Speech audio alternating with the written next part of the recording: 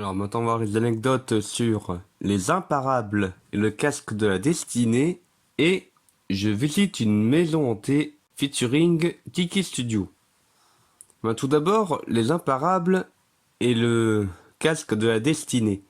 En fait là c'est une parodie en fait là j'ai voulu faire une parodie de jeu de rôle en fin de compte. Pour la miniature de la vidéo, en fait là je me suis inspiré de la couverture du premier tome des légendaires. Et du coup, un peu pareil par rapport aux personnalités et surtout un peu les pouvoirs des personnages. Parce qu'en fait, en général, dans les parties de jeux de rôle, il y a genre un magicien, une princesse, il y a un peu de tout comme ça, là. Et du coup, là, dans cette vidéo-là, je me suis dit que bon, ça pourrait être marrant s'il y a un personnage qui serait genre un métamorphe. Même si en vrai, on voit pas grand-chose. Là, même si en vrai on voit pas de métamorphose en fin de compte dans la vidéo.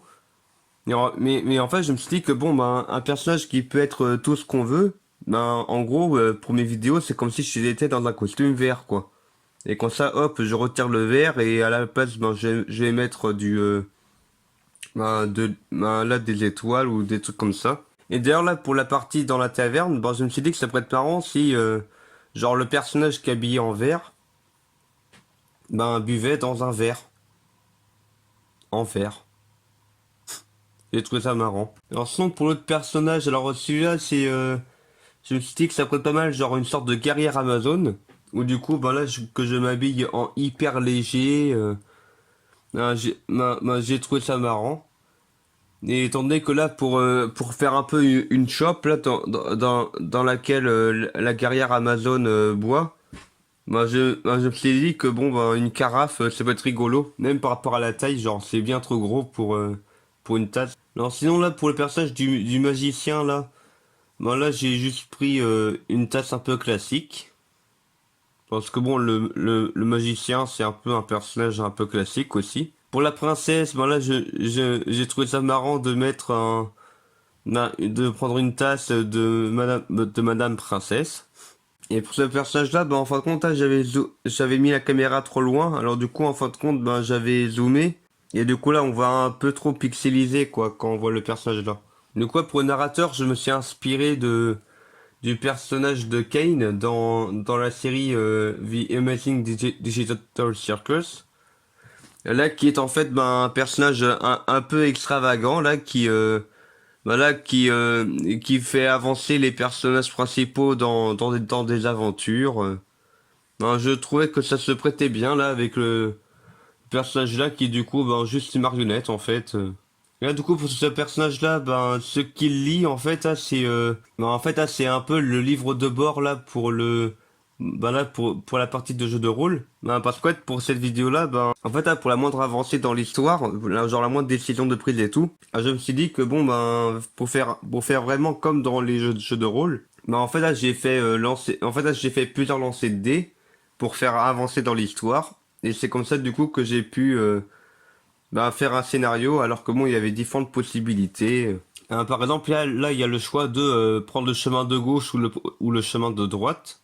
Vu que là il y a deux chemins pour mener à la forêt. Et là je me suis dit que ça pourrait être marrant genre là faire la blague de on va prendre le chemin de gauche parce qu'on n'est pas d'extrême droite. Et d'ailleurs il y a même un running gag là qui a pas du tout été fait exprès en plus. Qui est que le personnage de la princesse perd sans arrêt la couronne en fait.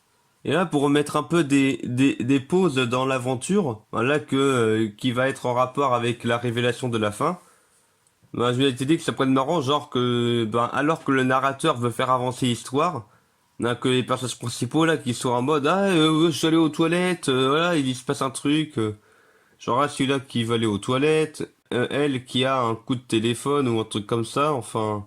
Même si là, on voit pas de téléphone, mais c'est normal, c'est pour faire un peu l'écart entre la réalité aventure là et le monde réel entre guillemets. Là, pour faire les farfadets, en fait, là, je me suis filmé avec en fait, là, avec le même costume que pour le personnage qu'on a pu voir avec le bouquin. En fait, là, c'est en rapport avec le fait que ce soit des PNJ en fait, et du coup, le narrateur peut très bien les interpréter de lui-même. Et puis sinon, j'ai pris un grand nez, deux grandes oreilles. et un mouvement un peu saccadé comme les personnages dans les jeux vidéo. Et là du coup voilà, bah en fait là j'ai un D20 là et du coup j'ai lancé plusieurs fois, à chaque fois en fonction de ce que les personnages font comme attaque, comme décision et tout. Et d'ailleurs là on voit l'extérieur là là du fournil là où récemment j'ai fait pas mal de réaménagements et là j'en ai encore quelques-uns là en projet encore. Mais en tout cas, il y a une certaine partie qui a été filmée dedans pour cette vidéo-là. D'ailleurs, j'ai même fait des références en mode, ah là là, ça se voit que ça a été réaménagé, que c'est un ancien fournil, machin. Alors qu'en vrai, le plus gros du chantier a commencé plus tard. Donc, parce que cette vidéo-là, elle a été faite il y a 2 3 mois, quoi.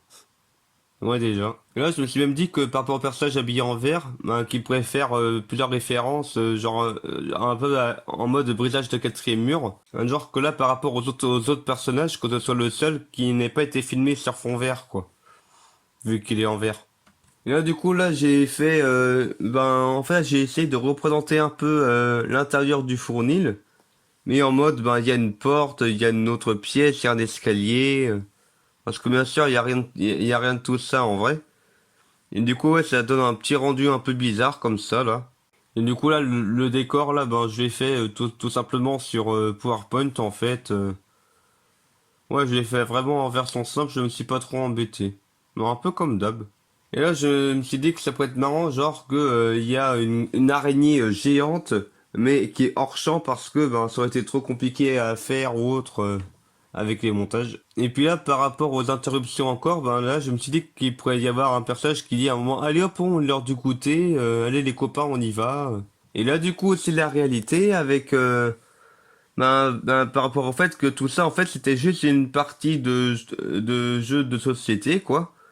À laquelle là il y a le narrateur qui en a marre à la fin d'être toujours interrompu, alors du coup il part en pleurant et du coup là et du coup après là il est repris par un autre personnage qui dit allez reviens Alfred reviens. Et j'ai même fait une petite référence à la mais en fait là parce que tous les personnages qui jouent en fait sont des personnages de Infodingo qui est la première grande série qui a duré 4 ans que j'ai faite.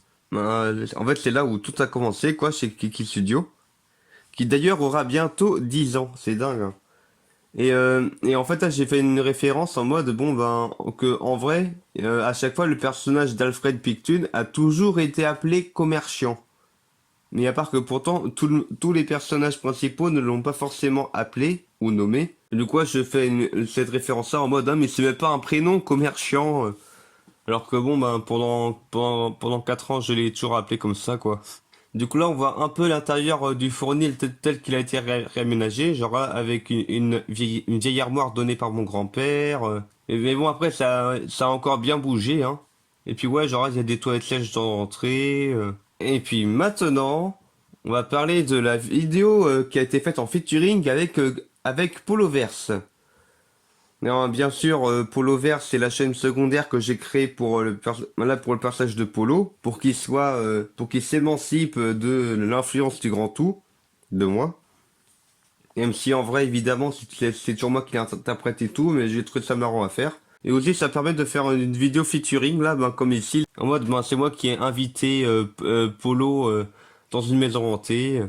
Alors qu'en vrai, la maison n'est pas hantée, c'est une maison classique, mais c'est avec les montages que je fais sur l'ordi que du coup ben je donne vie aux trucs paranormaux quoi. Genre avec par exemple là ben la sonnette là, pour faire appel à là pour tout démarrer, ben je me suis dit tiens ça pourrait être marrant genre il y a juste une sonnette sur le meuble en norme. Et puis là pour l'effet chien qui flotte dans les airs. En fait, là, j'ai montré dans la vidéo, là, dans la vidéo sur parce que du coup, pour cette vidéo-là, il y a le résultat final qui est sur la chaîne de Poloverse, parce que pour lui, tout est réel. Et la version envers du décor et démonstration du montage vidéo, c'est sur ma chaîne principale Kiki Studio. Et du coup, ça fait que, là, on a pu voir, par exemple, que ici je me suis vraiment filmé sur place avec le costume vert et puis ben j'ai porté le chien là, ce qui donne un petit côté un peu bizarre avec mais que on voit quand même mes mains quoi. Et puis là, je me suis aussi amusé à mettre un squelette dans le placard, même si en vrai, pour ce plan-là, eh bien, il a fallu que j'ouvre un peu le placard, sinon on voyait vraiment rien du tout, quoi. Alors après, c'est normal, vu que quand le placard est fermé, il fait noir à l'intérieur. Et là, je trouve que, franchement, par rapport aux autres coups, j'ai voulu faire le même effet de montage. Mais à ce coup-ci, il est super bien fait, le montage. Genre là, avec un polo qui fait face au reflet, où, ben, en fait, j'ai juste retiré la perruque et les lunettes, et c'est un petit montage simple à faire, mais que j'ai bien fait.